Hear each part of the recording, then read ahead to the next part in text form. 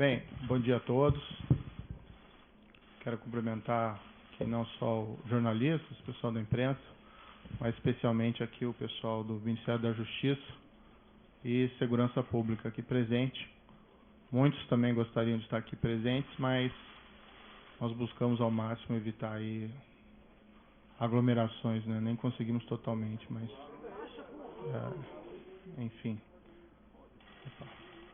Primeiro eu queria lamentar a realização dessa... Eu pediria silêncio daí para que pudesse falar sem intervenção. Eu queria lamentar aqui esse evento na data de hoje. Nós estamos passando por uma pandemia, né, do Covid-19. Ontem, uma informação lamentável aí de 407 óbitos, 3.313 óbitos no total. Então, durante essa pandemia, infelizmente, tendo que realizar esse evento, busquei ao máximo evitar que isso acontecesse, mas foi inevitável. Então, peço a compreensão de todos pela circunstância adversa, mas não foi por minha opção. Antes de entrar no assunto específico, eu queria fazer só algumas reflexões gerais para poder justificar minhas decisões. Antes de assumir o cargo de Ministro da Justiça e Segurança Pública, eu fui juiz federal por 22 anos, tive diversos casos criminais relevantes e desde 2014, em particular, nós tivemos a Operação Lava Jato, que mudou o patamar de combate à corrupção no país. Claro que existe muito ainda a ser feito, mas aquela grande corrupção, que em geral era impune, esse cenário foi modificado. Isso foi um trabalho do Judiciário, do Ministério Público, de outros órgãos e na parte da investigação, principalmente aí da Polícia Federal.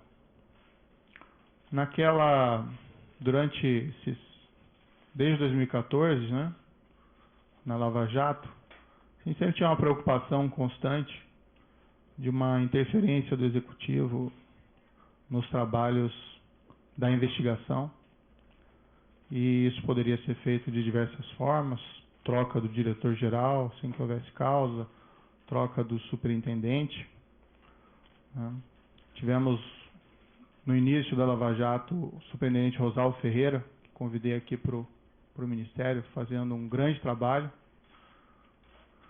Depois foi sucedido pelo superintendente Valeixo, também nomeado diretor-geral da Polícia Federal, fazendo também um grande trabalho.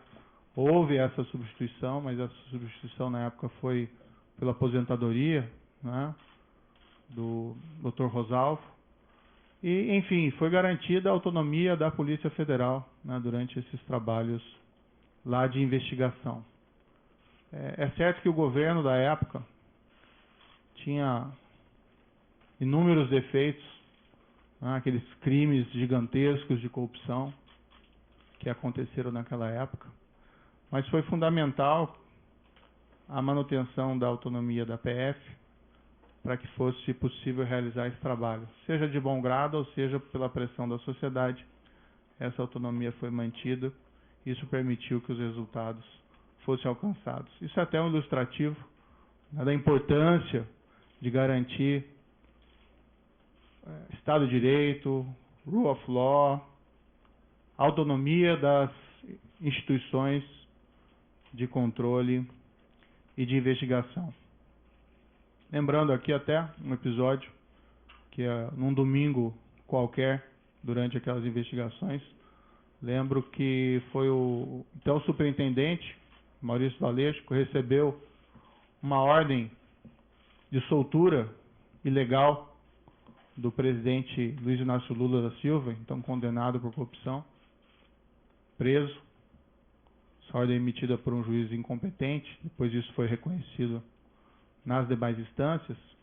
Foi graças à autonomia dele e ao sentimento da necessidade de cumprimento de dever que ele comunicou às autoridades judiciárias e foi possível rever essa ordem de prisão ilegal antes que ela fosse executada, a demonstrar o empenho dessas autoridades e da importância da autonomia das organizações de controle. Final de 2018, isso é uma história um pouco repetida, eu recebi convite do então eleito presidente da República, Jair Bolsonaro, e isso eu já falei publicamente diversas vezes.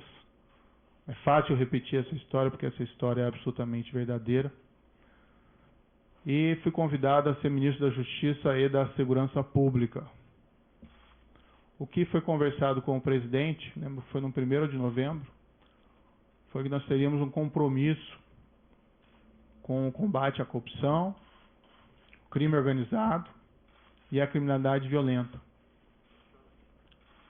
Inclusive foi me prometido na ocasião carta branca para nomear todos os assessores, inclusive desses órgãos, né, policiais, como a Polícia Rodoviária Federal e a própria Polícia Federal. Na ocasião, né, até aproveitando aqui um breve parênteses para desmistificar um dado, foi divulgado equivocadamente por algumas pessoas que eu teria estabelecido como condição para assumir o Ministério da Justiça uma nomeação ao Supremo Tribunal Federal. Nunca houve essa condição. Tá?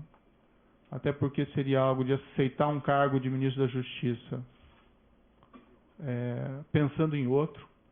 Isso não é da minha natureza. Eu realmente assumi esse cargo, fui criticado, entendo essas críticas, né, mas a ideia era realmente buscar, num nível de formulador de políticas públicas aqui, numa alta posição do Executivo, de aprofundar o combate à corrupção e levar, né, esse maior efetividade em relação também à criminalidade violenta e ao crime organizado. Tem uma única condição que eu coloquei, não ia revelar, mas agora isso acho que não faz mais sentido, manter o segredo. Isso pode ser confirmado tanto pelo presidente como general Heleno.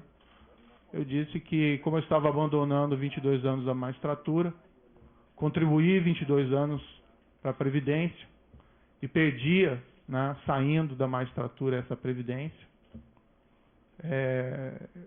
Pedi apenas, já que nós íamos ser firmes contra a criminalidade, especialmente a criminalidade organizada, que é muito poderosa, que se algo me acontecesse, né, pedi que a minha família não ficasse desamparada sem uma pensão. Foi a única condição que eu coloquei para assumir essa posição específica no Ministério da Justiça. Permito-me aqui dizer que o presidente concordou com esse compromisso, nem foi uma condição, o combate à corrupção, criminalidade violenta, criminalidade organizada. Né? Falou até publicamente que me daria a carta branca.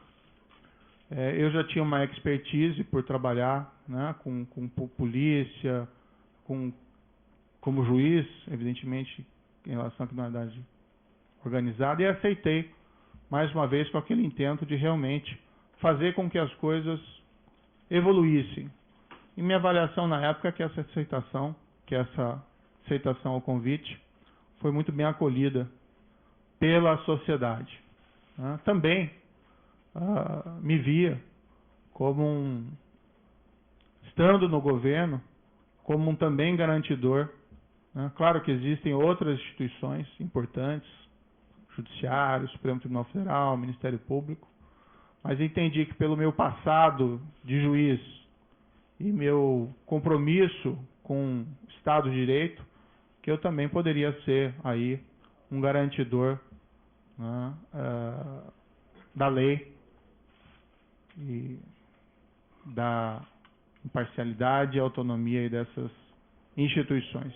Dentro do Ministério, me permito aqui algumas reflexões, a palavra-mote tem sido integração. Né? Nós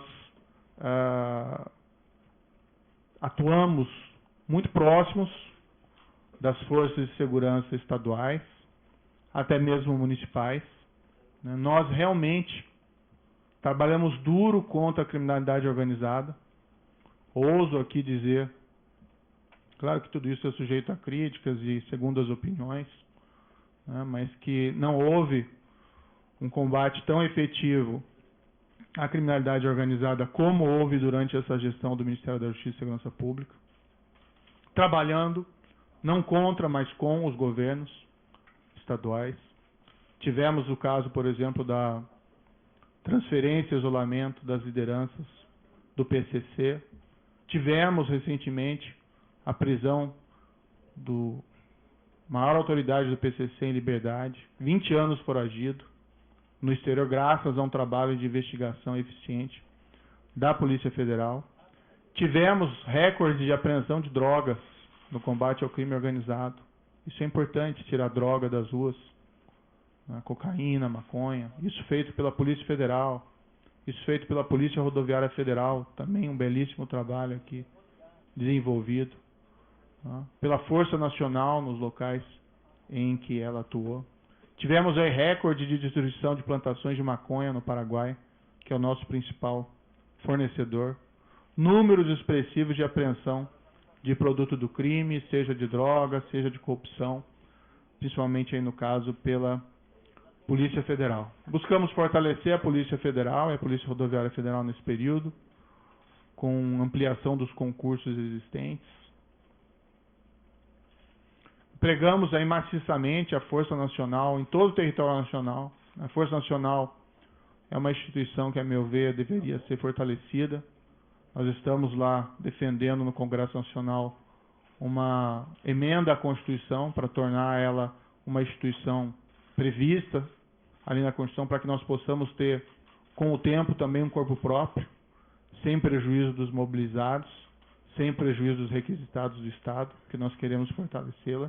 E ela tem sido muito demandada e às vezes nós sentimos que nós não temos aí a perna suficiente. E ela atendeu diversas emergências de segurança pública nesse período, lá no Ceará por mais de uma vez, espalhadas aí em terras indígenas, enfim, no nosso projeto Em Frente Brasil.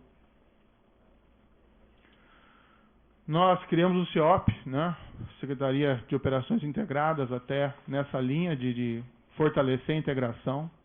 A CEOP desenvolveu um programa chamado Horus e Vigia, que é talvez um dos primeiros programas realmente efetivos aí para controle de fronteiras no nosso país, e trabalha em conjunto com as forças de segurança estaduais. Investimos em inteligência com os centros de fusão, estaremos trabalhando também em outras áreas. Várias outras áreas aqui do Ministério da Justiça também tiveram, a meu ver, um bom ganho de efetividade, área do consumidor, área de imigração, a Senajus, enfim, aqui é só um retrato, queria fazer algumas justificativas. No momento, o Ministério da Justiça está voltado principalmente ao enfrentamento da pandemia. Isso prejudicou um pouco os planos em curso, embora eles continuassem, mas estamos cuidando principalmente de IPI, vacinação, de atenção às forças de segurança, de coordenação, de se preocupar com o Plano Nacional de Segurança. Enquanto o COAF esteve no Ministério da Justiça, e eu não pedi que o COAF viesse, mas foi proposto que ele fosse colocado no Instituto do Ministério da Justiça, nós os fortalecemos. Depois ele acabou sendo transferido para outros órgãos. Até onde tem presente a estrutura fortalecida se manteve. Acho que isso é muito positivo. Também é um órgão de inteligência importantíssimo, que nós devíamos, inclusive, aumentar a sua estrutura e melhorar o seu funcionamento. Tivemos aí o projeto de lei anticrime, que foi a principal mudança legislativa durante o nosso período de gestão. Várias alterações, facilitação também de venda de drogas. O DPEM fez um trabalho também fantástico aqui no Ministério Público, também a Senad. Desculpe aqui um pouco cansativo todas essas reflexões. O projeto de lei anticrime poderia ter avanços maiores, infelizmente não foi aprovado em sua totalidade, mas ainda assim, na minha avaliação, ele representou um grande balanço. E eu lembro aqui, num dos primeiros projetos que nós fizemos no Ministério da Justiça, logo no início, foi uma campanha motivacional, né, para os servidores. E o tema era faça a coisa certa sempre. Então, esse sempre foi o mote, sempre foi a palavra, frase de ordem do Ministério da Justiça e da Segurança Pública. Faça a coisa certa, não importa as circunstâncias, arque com as consequências, isso faz parte. Acho que com tudo isso, nós conseguimos resultados expressivos, alguns deles eu já mencionei, como as questões de combate ao crime organizado, mas nós tivemos aqui, permito-me dizer, uma redução expressiva da criminalidade, né, em 2019. Tudo bem, já tinha uma queda em 2018, mas em 2019 nós tivemos uma queda em percentuais sem precedentes históricos, né, menos 19% de assassinatos. Outros crimes também caíram percentualmente de maneira até mais significativa. Mais de 10 mil brasileiros deixaram de ser assassinados. Claro, né, é um resultado compartilhado com os estados, com os municípios onde tem combate à violência, ninguém tem dúvida disso, ninguém quer invocar esse mérito específico de maneira exclusiva, até porque a proposta do Ministério da Justiça sempre foi integração. Não importa o resultado, não quem leva a medalha no final. Mas é muito significativo, e isso me deixa muito feliz, que nesse primeiro ano nós tivemos resultados assim tão positivos para a queda de violência, que era uma grande aspiração da população brasileira. Claro que temos ainda que melhorar muito esse cenário, mas, enfim, isso é um trabalho que é permanente e duradouro. Bem, em todo esse período, tive apoio, né, do presidente Jair Bolsonaro em vários desses projetos, outros nem tanto, mas a partir do segundo semestre do ano passado, passou a haver uma insistência do presidente da troca do comando da Polícia Federal. Isso, inclusive, foi declarado publicamente pelo próprio presidente. Houve primeiro um desejo de trocar um superintendente da Polícia Federal do Rio de Janeiro. Sinceramente, não havia nenhum motivo para essa substituição. Mas conversando com o superintendente em questão, ele queria sair do cargo, né, por questões exclusivamente pessoais. Então, nesse cenário, acabamos concordando, eu e o diretor-geral, em promover essa troca, com uma substituição técnica, com uma substituição de um indicado pela polícia. Agora, tem que fazer uma referência bastante rápida, né? Eu não indico superintendente da Polícia Federal. Tá? A única pessoa que eu indiquei na Polícia Federal foi o diretor, o Maurício Valeixo. Não é meu papel fazer indicações aí de superintendentes. E assim tem sido no Ministério como um todo. Eu sempre tenho solicitado, dado autonomia, né, ao pessoal que trabalha comigo, a palavra certa não é subordinado, é equipe, para que eles façam as melhores escolhas, né? Assim se valoriza aí os subordinados, desculpe, a equipe, e as escolhas técnicas, né? Eu tinha notícia quando eu assumi aqui o Ministério da Justiça, de que pelo menos havia rumores de que a Polícia Rodoviária Federal tinha algumas superintendências e indicações políticas. Eu escolhi o diretor-geral, Adriano Furtado, está aqui presente, e ele pode ser testemunhar o que eu disse para ele na ocasião, que eu falei, escolha tecnicamente, né? O que não é aceitável de maneira nenhuma são essas indicações políticas. Claro que às vezes existem indicações positivas, mas quando se começa a ter esses cargos técnicos, principalmente de polícia, por questões político-partidárias, realmente o resultado não é bom para a corporação, inclusive. O presidente, no entanto, passou a insistir também na troca do diretor-geral. O que eu sempre disse ao presidente? Presidente, eu não tenho nenhum problema em trocar o diretor-geral da Polícia Federal, mas eu preciso de uma causa. E uma causa normalmente relacionada a uma insuficiência de desempenho um erro grave.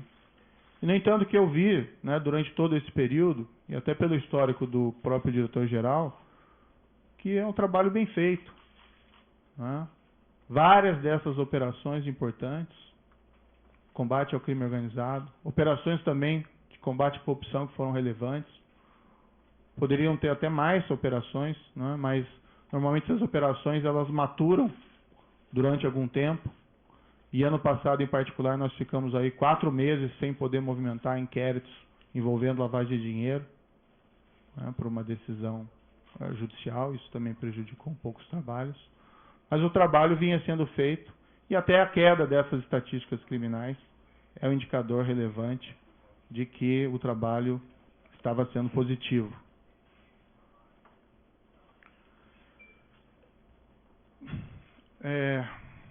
Não é uma questão do nome, né?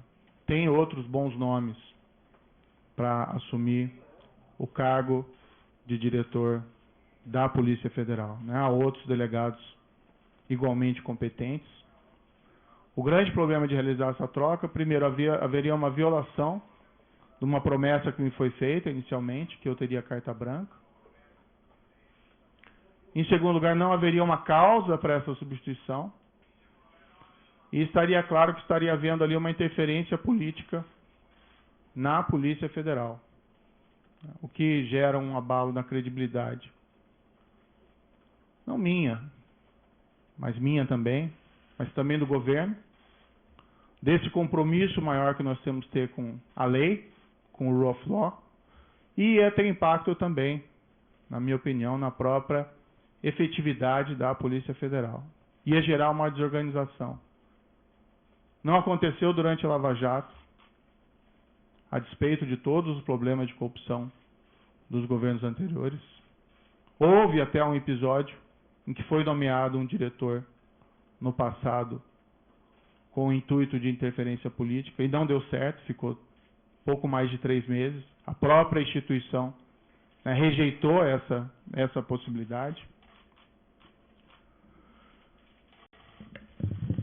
E o problema é que nas conversas com o presidente, e isso ele me disse expressamente, que não é só troca do diretor-geral, né? Haveria também a intenção de trocar superintendentes, novamente o superintendente do Rio de Janeiro, outros superintendentes provavelmente viriam em seguida, a superintendente da Polícia Federal de Pernambuco, sem que fosse me apresentado uma razão, uma causa para realizar esses tipos de substituições que fossem aceitáveis. Dialoguei muito tempo com o presidente, busquei postergar essa decisão, às vezes até sinalizando que poderia concordar no futuro, né, com essa possibilidade. E até num primeiro momento pensando, não, de repente pode ser feito, pode ser alterado, mas cada vez mais me veio a sinalização de que seria um grande equívoco realizar essa substituição. Ontem, né, conversei com o presidente, houve essa insistência do presidente, né, falei ao presidente que seria uma interferência política, ele disse que seria mesmo, né. Falei que isso teria um impacto para todos, que seria negativo. Mas, para evitar uma crise, né, durante uma pandemia, não tenho vocação aí para carbonário, muito pelo contrário, acho que o momento é inapropriado para isso. Eu sinalizei, então, vamos, né, substituir o Valeixo por alguém que represente a continuidade dos trabalhos, alguém com um perfil absolutamente técnico e que fosse uma sugestão minha também. Na verdade, nem minha, uma sugestão da própria Polícia Federal. Eu sinalizei com o nome do atual diretor executivo da Polícia Federal, Disney Rossetti. Eu nem tenho uma grande familiaridade com Disney Rossetti, mas é uma pessoa de carreira, de confiança. E como eu disse, questões não são pessoais, né? Não são preferências pessoais. São questões que têm que ser decididas tecnicamente. Fiz essa sinalização, mas não obtive resposta. O presidente tem a preferência para alguns nomes que seriam da indicação deles. Eu não sei qual que vai ser exatamente a escolha. Né? Foi ventilado o nome de um delegado que passou mais tempo no Congresso do que na ativa, na Polícia Federal. Foi indicado, né, o sugerido nome do atual diretor da BIM, que tem até um bom nome dentro da Polícia Federal. Mas o grande problema é que não são tantos essa questão de quem colocar, o problema é por que trocar, né? E permitir que seja feita a interferência política no âmbito da Polícia Federal. O presidente me disse mais de uma vez, expressamente, que ele queria ter uma pessoa do contato pessoal dele, que ele pudesse ligar, que ele pudesse colher informações, que ele pudesse colher aí relatórios de inteligência, seja o diretor, seja o superintendente. E realmente não é o papel da Polícia Federal prestar esse tipo de informação, né? As investigações têm que ser preservadas, né? Imaginem se durante a própria Lava Jato, né, o ministro, o diretor-geral, o presidente, então presidente Dilma, né, o ex-presidente Luiz ficasse ligando para o superintendente em Curitiba para colher informações sobre as investigações de andamento. Então, a autonomia da Polícia Federal, né, como um respeito aí à autonomia da aplicação da lei, né, seja a quem for, isso é um valor fundamental que nós temos que preservar dentro de um Estado de Direito. O presidente me disse isso expressamente, né, ele pode ou não confirmar essas questões, mas, enfim, é algo que realmente eu não entendi apropriado. Então, o grande problema não é quem entra, mas por que alguém entra, né? E se esse alguém, né, sendo da corporação, aceitando substituição do atual diretor-geral, né, com o impacto que isso vai ter na corporação, não conseguiu dizer não para o presidente, não uma proposta dessa espécie, eu fico na dúvida se vai conseguir dizer não em relação a outros temas. Há uma possibilidade que se afirme que o Maurício Valeixo gostaria de sair, né? Mas isso não é totalmente verdadeiro, né? O ápice da carreira de qualquer policial federal, delegado da Polícia Federal, né, a direção-geral da Polícia Federal. E ele entrou com uma missão. Claro que, depois de tantas, né, pressões para que ele saísse, ele de fato, né, até manifestou a mim, olha, talvez seja melhor eu sair para diminuir essa cisma, e nós conseguimos realizar uma substituição aqui adequada. Eu sairia para uma adidância ou para outro cargo, mas nunca isso voluntariamente, sim decorrente dessa pressão, que a meu ver não é aí apropriada. E o grande problema, uma substituição que seja orientada aí por causas, né, que possam ser sustentadas, não haveria aí nenhum problema específico. O presidente também me informou que tinha preocupação, né, com inquéritos em curso no Supremo Tribunal Federal e que a troca também seria oportuna da Polícia Federal por esse motivo. Também não é uma razão que justifique a substituição, até algo que gera uma grande preocupação. Enfim, eu, né, sinto que eu tenho o dever de tentar proteger a instituição, a Polícia Federal, e por todos esses motivos, ainda busquei uma solução alternativa, né, para tentar evitar aí uma crise política durante uma pandemia. Acho que o foco deveria ser o combate à pandemia, mas entendi que eu não podia aí deixar de lado esse meu compromisso com o Estado de Direito. A exoneração que foi publicada, eu fiquei sabendo pelo Diário Oficial, né, pela madrugada. Eu não assinei esse decreto. Em nenhum momento isso foi trazido, em nenhum momento o diretor-geral da Polícia Federal apresentou um pedido formal de exoneração. Depois ele me comunicou que ontem à noite recebeu uma ligação dizendo que ia sair exoneração a pedido e se ele concordava, né? Ele disse, como é que eu vou concordar com alguma coisa? Eu vou fazer o quê, né? Se ele já está sujeito à exoneração a pedido ou à exoneração ex officio. Mas o fato é que não existe nenhum pedido que foi feito de maneira formal. Eu, sinceramente, fui surpreendido. Achei que isso foi ofensivo. Vi que depois a SECOM afirmou que houve essa exoneração a pedido, mas isso, de fato, não é verdadeiro. Para mim, esse último ato também é uma sinalização de que o presidente me quer realmente fora do cargo, né? Não me quer presente aqui dentro do cargo, porque essa precipitação na realização da exoneração não vejo aí muita justificativa.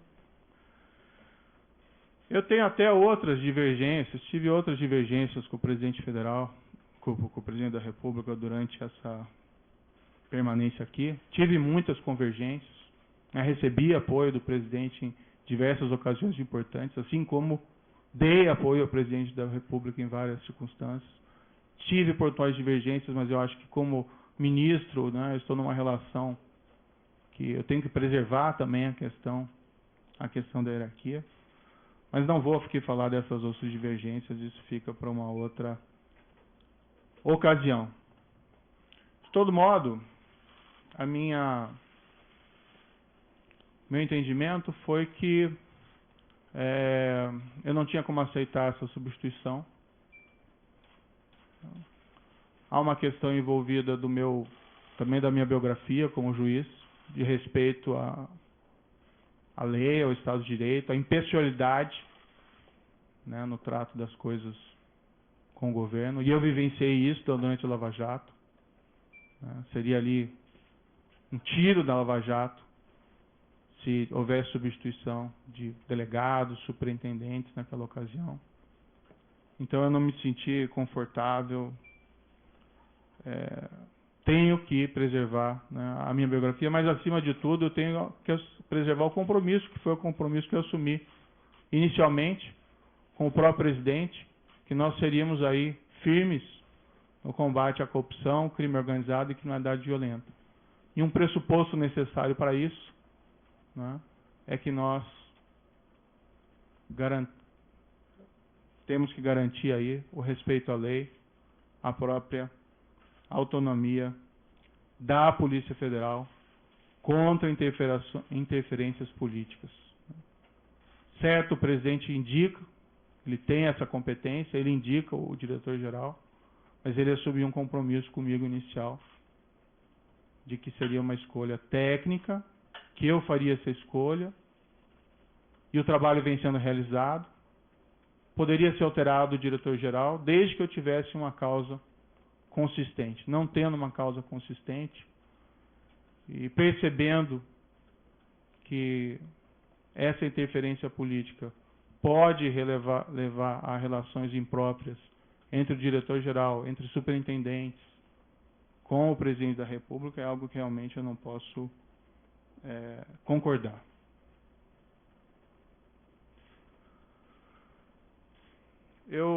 Um pouco sobre o futuro, né?